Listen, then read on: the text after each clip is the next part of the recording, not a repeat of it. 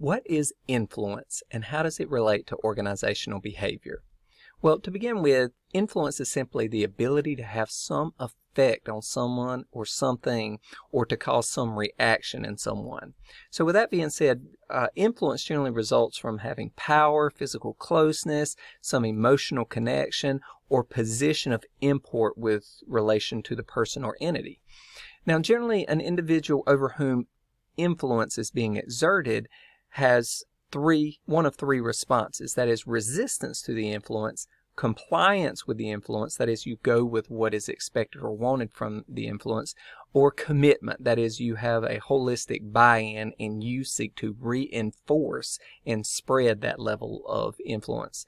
Now, the methods of influencing someone are generally divided into logic, that is the introduction of rational thought and cognition towards a given end.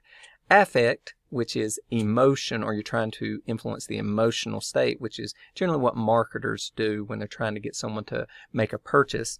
There's legitimate power, and that's just the inherent power that someone holds based upon organizational structure or hierarchy. So there's no logic necessary, no emotional effect, no threats or anything like that necessary. It's simply inherent, and a person's involvement in the organization is some level of commitment to that power or submission to that power or influence.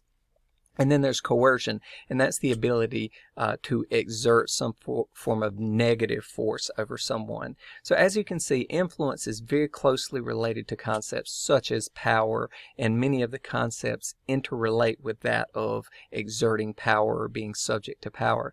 But this is influence and how it is relevant to organizational behavior and management.